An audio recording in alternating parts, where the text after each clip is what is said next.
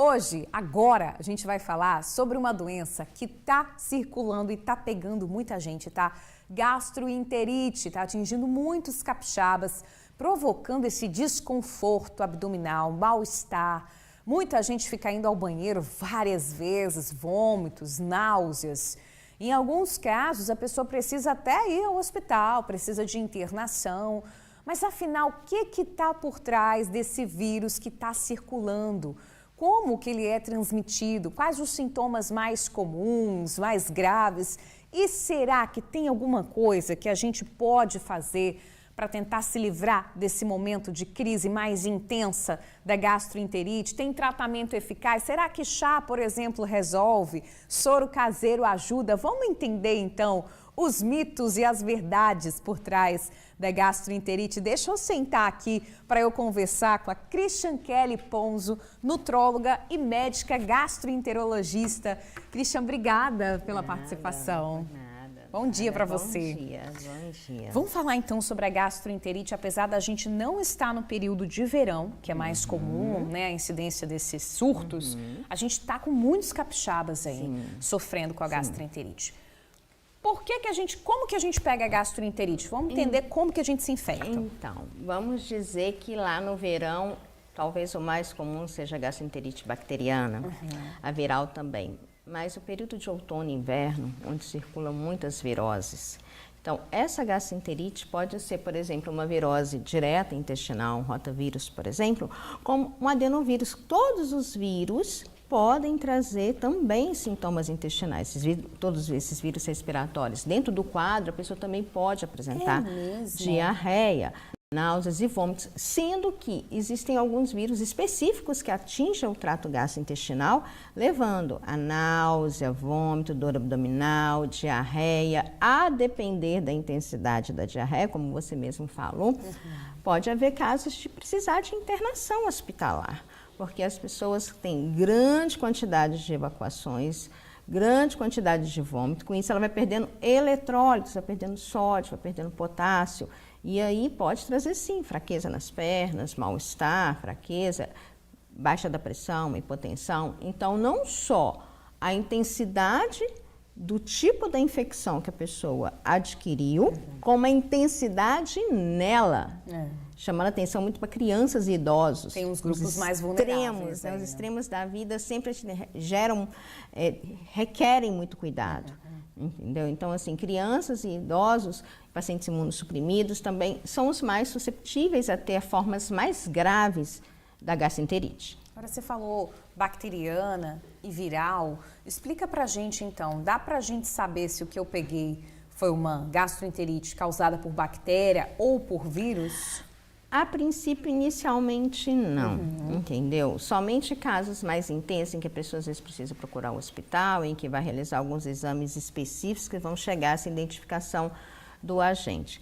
O cuidado inicial é igual para todos, entendeu? De hidratação, de sintomáticos como remédio para dor, remédio para cólico, remédio para febre, com cuidado. Uma febre que não melhora, uma febre que não remite, uma cólica muito intensa, uma dor abdominal muito intensa que não melhora, realmente você tem que ir para avaliação médica, entendeu? Mas para os cuidados iniciais, não tem aquela questão, é ou não vírus ou bactéria. O que a gente sabe, por exemplo, raramente um quadro viral vai dar disenteria. O que é disenteria? Diarreia com sangue. Diarreia com sangue é mais comum ser uma bacteriana e muitas vezes, sendo bacteriana, vai ter que passar por avaliação médica e receber antibiótico. Não é toda a gastroenterite que recebe antibiótico, mas os quadros mais graves, quadros bacterianos, que não são autolimitados, porque tem alguns bacterianos autolimitados que não precisam, mas outros sim precisam de antibiótico. Perfeito, você estava falando dessa questão aí da medicação. Tem muita gente no momento ali de desespero, de crise, que recorre a medicamentos para prender o intestino, Mosec da vida. Pode tomar? Não, num quadro infeccioso você nunca vai tomar uma medicação na diarreia aguda. É diferente de quadros crônicos, pessoas que têm tratamento de quadros de colites crônicas. Num quadro agudo, você nunca vai prender. Por quê? Você adquiriu aquilo ali, ou você que adquiriu o patógeno ou a toxina dele. Você que adquiriu um alimento contaminado por ele ou pela toxina. você tem que eliminar. Se você prende, você piora. Você piora, você vai postergando, vai piorando. O nosso organismo é muito inteligente, é que eliminar aquilo, por isso que tanto quadro de diarreia, entendeu? Então, se você prende, toma um Imosec, não é para tomar nenhum remédio para prender o intestino. Deixa, vai hidratando, vai se alimentando de maneira que você não piore. Existem maneiras de você não piorar a diarreia, por exemplo, lácteos, leite e derivados. Neste momento que você está com a diarreia, você vai estar intolerante à lactose. Melhor não consumir. Entendeu? Melhor não consumir. Refrigerante, não tem porquê, né? Sim. Hidratação. Com água de coco, soro caseiro, soro de reidratação, que pode ser adquirido no posto de saúde, pegado no posto de saúde ou em farmácias.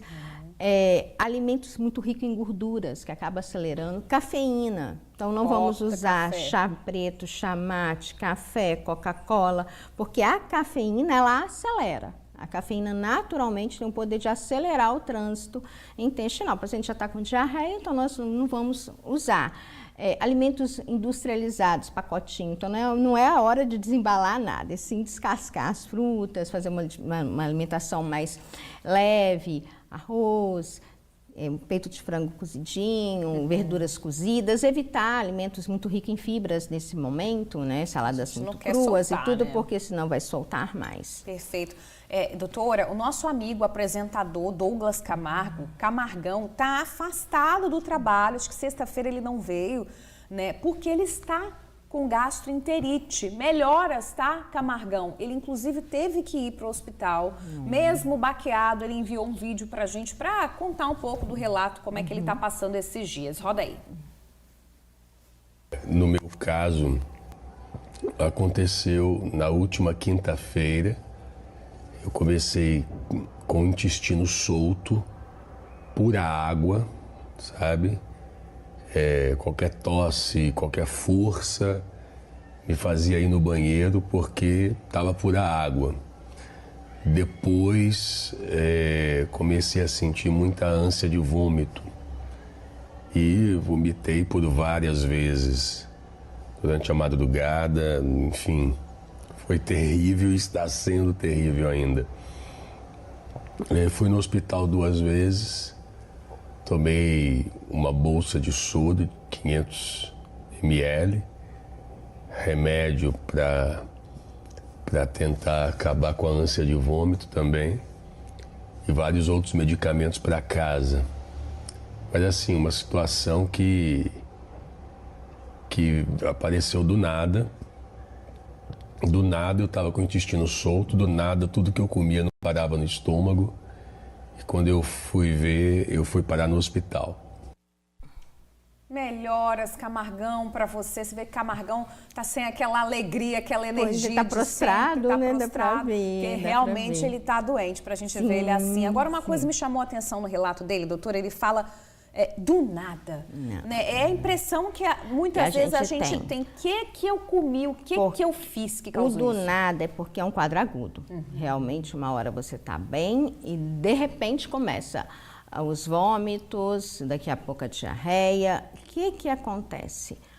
Nós nos expomos muitas vezes, igual ele reporta, gente que às vezes trabalha o dia todo em hospitais e tudo, de alimentação fora de casa. É verdade. Uma pessoa que está com um quadro, ou incubando aquele vírus ou com quadro, ao manipular aquele alimento, se ela não tiver uma condição de higiene adequada, de superfície de higiene, ela vai transmitir e você vai receber através do contato daquele alimento. É o que a gente vê muito em praias, né? Praias, alimentos contaminados, todo mundo mexendo naquela caixa de isopor, a pessoa vai lá, ajeita o biquíni, vai lá, mexe na caixa de isopor, então... Aí o milho cozido cozido, então... você sim, você entrou em contato, entendeu? Com o vírus, seja via contato direto ou mesmo alimentos contaminados. E realmente, é de uma hora para outra que você começa a sentir. E como ele falou, ele foi vomitando. Chega um momento em que você precisa, sim, ir lá receber a medicação. Porque você não vai conseguir parar com a medicação, porque você vai colocar a medicação oral e você vai vomitar.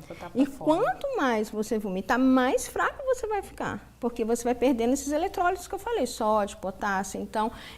ele ainda conseguiu ser liberado, hidratado com 500 ml de soro fisiológico, liberado para casa, mas às vezes a pessoa tem que internar mesmo, chega um grau de desidratação, existem vários graus de desidratação leve, moderada, grave, que a pessoa tem que ficar hospitalizada 1, 2 dias para estabilizar. A gente vai conhecer um caso agora, a filha da Michele. Ela tem 27 anos, doutora. Você que está em casa também precisou ficar internada porque teve sintomas fortes. Inclusive, ela parou de sentir as pernas por conta de uma gastroenterite. Gente, eu nem sabia que isso era possível. Vamos ouvir o relato da mãe dela. Roda aí.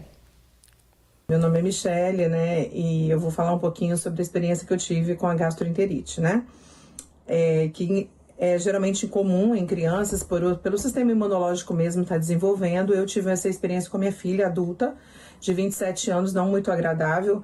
Inclusive, assim, nela teve um pouco mais de intensidade, ela precisou de internação, né? Ficou uma semana e um pouquinho internada. E começou com sintomas, né, de febre, começou com dor no estômago, vomitando. E ela teve um sintoma não muito comum, que foi as pernas. Ela começou a não sentir mais as pernas.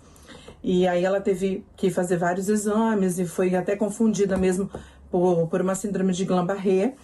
E ficou internada e ficou tomando medicamento na veia. E teve noites que ela chegou a evacuar 24 vezes. E aí a gente foi pesquisar, procurar, né, saber por qual motivo, né, que tinha acontecido isso. Porque a gastroenterite, ela pode ser viral, ela pode ser bacteriana, né? No caso dela, como que foi mais intenso, foi devido a essa bactéria que ela pegou através de um alimento, comeu uma coxinha de frango empanada e na rua, não sabe a procedência, e acabou ocasionando nessa situação toda. Doutora, parar de sentir as pernas. Pois não é. Quadros mais graves, geralmente tem alguns quadros bacterianos que são mais graves. A pessoa, como ela falou, ela chegou a evacuar 24 vezes. Então, você imagina a perda que ela teve de eletrólito de potássio. Muita Depende coisa, do grau da perda, a pessoa pode fazer um quadro de paralisia flácida. Ela faz tipo uma mimetização do Guillain-Barré. Com um agravante o seguinte, existem alguns casos de vírus que são tão intensa a virose que pode levar a Guillain-Barré, mas não foi o caso dela. Olha isso. Entendeu? A síndrome de Guillain-Barré pode ser causada após uma virose, pode ser causada após ter algumas vacinas relacionadas, mas principalmente algumas viroses. Mas no caso dela, o que aconteceu foi uma desidratação tão intensa e uma perda tão distúrbio eletrolítico que a gente fala, uma perda tão intensa de eletrólitos que você perde no vômito e nas fezes, que fez com que ela perdesse, sim, a sensibilidade, o movimento das pernas. Isso depende do grau, por exemplo, de perda de sódio. A pessoa pode ficar confusa, tem um quadro até como se fosse confundindo com demencial. Confusão mental. Confusão mental, entendeu? E a reidratação também não pode ser rápida. Quando a pessoa chega a pegar uma hiponatremia, uma baixa de sódio tão intensa, que a reidratação também tem que ser, a reidratação e a realimentação tem que ser em ambiente hospitalar e progressivo, entendeu? O tamanho foi essa depressão que a pessoa teve, mas ainda bem que deu tudo certo com ela, foi só uma semana de internação e já está em casa. Verdade, você está falando aí da hidratação, chegou a pergunta aqui da Carol Fernandes de Itacibá. Bebida isotônica ajuda como hidratação? Tem gente que bebe o Gatorade? Sim, ajuda. A bebida isotônica, ela tem... É como se fosse o soro, é um soro caseiro colorido. Quando é colorido, né? De limão não é colorido. Sim. Mas sim, a bebida isotônica ajuda sim. Ajuda sim. Ela tem glicose e tem os eletrólitos. E às vezes tem um sabor um pouco mais palatável, que ali na pessoa que está naquela situação, às vezes até de alteração de paladar, né? Tão enjoada. Então, assim, a dica é sempre ela geladinha, assim como o soro caseiro geladinho. Se a pessoa não tiver... porque acaba se tornando muitas vezes caro hidratar só com soro, né? Só com o Gatorade. A pessoa pode fazer o soro caseiro, espremer um limãozinho ali, não tem problema nenhum para dar um gostinho. Soro caseiro funciona, doutora? Funciona, o soro caseiro. Tem até aquelas colheres na casa dos meus pais, tem aquela azulzinha que bota já certinho a medida de sal. Põe um copo, a medida de sal, a medida de água, pode colocar uma pitadinha de bicarbonato de sódio e... Pode colocar umas gotinhas de limão, entendeu? Que aí dá bicarbonato, então, pode colocar um pouquinho, uma colherinha. Você vai colocar a metade da colher que você colocou ali de sal, você vai colocar um pouquinho de bicarbonato de sódio, que vai dar também o sódio para você, junto com umas gotinhas de limão. Pode espremer um limão ali, não tem problema nenhum, entendeu? O limão até vai ajudar a saborizar e trazer mais palatável, e você vai bebendo. De pouquinho em pouquinho, não é virar também um copo, porque você tem que ver que muitas vezes o estômago não vai aceitar um volume muito grande. Sim.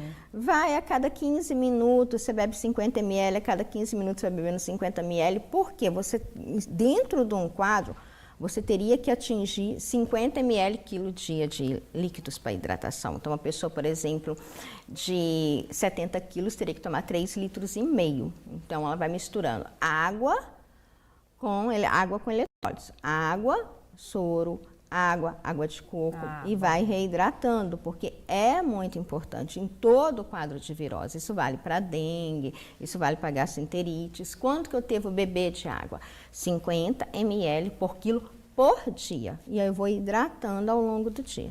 Perfeito. Doutora, o Tribuna Amanhã foi para as ruas para saber como que as pessoas têm esse cuidado na hora de comer fora de casa. Porque assim como você falou, né? Para algumas pessoas não tem jeito, a pessoa tem que comer fora de casa. Sim. Vamos rodar o que o povo falou com a gente. Quando você come fora de casa, você costuma observar alguma coisa? Folha, ter esse cuidado, preocupação? Às vezes sim, né? A gente se preocupa, né? Costuma olhar o que, principalmente? Salada? O que você costuma mais ficar atento? E julgar mais a aparência do ambiente, né? E também, às vezes, é indicação, né? Às vezes o amigo indica, né? Que o local é bom ou não, né? A gente tem que ficar de olho em tudo alimento que você come. Você tem que olhar, ver que tá a higiene para você poder comer, né? Tem que prestar muita atenção. Eu não como, eu não gosto de comer fora. Só assim, o que eu faço. Eu olho bem para ver se tem algum bichinho, igual folha, é muito, né? Ela falou da folha, é algo que a gente tem que observar, né? Mas não só isso, tem que ficar atento ao cheiro, ao aspecto.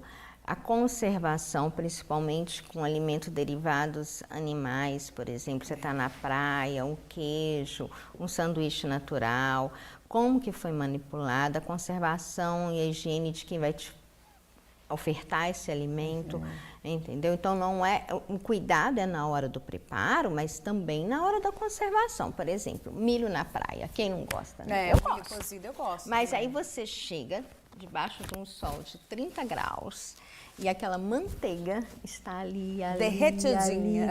Derretidinha. É o ideal? Não, não é. Entendeu? O ideal é que ela estivesse refrigerada, retirasse na hora de passar, voltasse para a refrigeração. E, às vezes, na beira da praia, o ambulante, tudo tem essa dificuldade de refrigeração. Então, come o milho, não passa manteiga. Evita, porque você não sabe. Tudo que você não sabe, não tem certeza da procedência, você deve evitar. O ideal, vou com criança para a praia. Criança quer comer tudo que passa, tem que comer tudo que passa. Então, assim... Conversa com a criança, explica aquilo que ela pode, que ela não pode. Até o momento até de educar seu filho, quando ele estiver longe de você, o que ele vai comer ou não. É verdade. Leva uma fruta higienizada, lavada, enroladinha no rola-paca que você vai oferecer para ele, cortadinha dentro numa caixa térmica. Vai passar o picolé? Observa, entendeu? A higiene de quem vai te ofertar esse picolé, a higiene de como que está a questão do picolé, para não ter, e saber a procedência também. Não é qualquer picolé que também você pode dar para o seu filho, porque pode estar ali o caldo de vírus, o caldo de bactéria. Misericórdia. Doutora, às vezes uma pessoa comeu o alimento que estava ali estragado, enfim, e as outras pessoas da casa também acabam contaminadas. E a gente tem que estar atento a isso. Se tem uma pessoa doente em casa, de repente, usar uma máscara, porque pode infectar outras. Um contato, um cuidado maior, às vezes, de superfícies, entendeu? Do que essa pessoa vai manipular. Se possível, separar um banheiro para essa pessoa aí, entendeu? Um banheiro exclusiva para ela explicar, ou depois se você for ao banheiro, higieniza, lava com água e sabão sua mão, higienizar com álcool, entendeu? Então, assim, tudo que ela tocar, você ter vamos falar assim, é meio quase que um isolamento, mas não precisa isolar a pessoa, gente. Mas é só ter um controle dos ambientes que aquela pessoa que está adoentada vai ter. É muito comum esse período de inverno, os pais sofrem muito com as crianças em creche, né? vai passando. Porque é a época das viroses, entendeu? E às vezes a criança traz para dentro de casa, traz um quadro viral, ou mesmo traz a gastroenterite. Muitas vezes os pais não conseguem lidar com aquilo ali, do isolamento daquela criança. Então, assim, sempre limpar essas superfícies, tá sempre controlando o máximo possível, o que for possível. Perfeito. Chegou uma pergunta aqui também, Rodrigo, ele é de Campo Grande, Cariacica participando aqui com a gente, ele quer saber sobre o chá de louro em casos de gastroenterite. Rodrigo, confessa que eu nunca ouvi falar. Confesso também que é novidade. Doutora mim, também não porque conhecia. O que acontece? A gente, como gastroenterologista, que atende em conjunto com hepatologistas, qual é a recomendação? Evitar chás que você não tem controle de procedência, pelo seguinte: alguns vírus, algumas bactérias, o quadro infeccioso por si só já compromete temporariamente e um pouco o fígado. Nossa, tem que ficar... E aí, a depender do chá, eu posso ter uma intoxicação maior, porque alguns chás são o que a gente chama hepatotóxico, que é isso? São tóxicos para o fígado. Então, a melhor maneira seria hidratar com água, os isotônicos, o soro caseiro e água de coco, o sintomático para vômito, o sintomático para dor. Caso não melhore, procurar atendimento médico, mas evitar chás nesse momento, entendeu? Ah, eu posso tomar o chá mate? Ele vai ter cafeína, ele vai piorar a diarreia, entendeu? Ele não é hepatotóxico, mas ele vai ter cafeína que vai piorar. Ah, eu posso tomar o chá de folha do jardim da minha vizinha? Você tem certeza qual folha você está pegando? Boldo, e se essa folha, exatamente, boldo, né? Se essa folha não vai prejudicar o seu fígado, nesse momento em que o organismo, o trato gastrointestinal, o trato digestivo, e que o fígado faz parte, está tão sensível, eu acho prudente evitar. E realmente eu não conhecia essa questão dos chás, porque a gente evita mesmo indicar chás nesse momento. Perfeito, então. Olha, a gente conversou com a doutora Christian Kelly, ela é nutróloga, gastroenterologista também, especialista no assunto, trouxe aí informações muito enriquecedoras para a gente aprender, né, e conseguir lidar com esse momento difícil, que é quando a gente pega gastroenterite. É horrível, ninguém gosta, não é fácil. Não é fácil. Obrigada, doutora. Nada. Até a próxima entrevista. Até a próxima. Valeu, brigadão.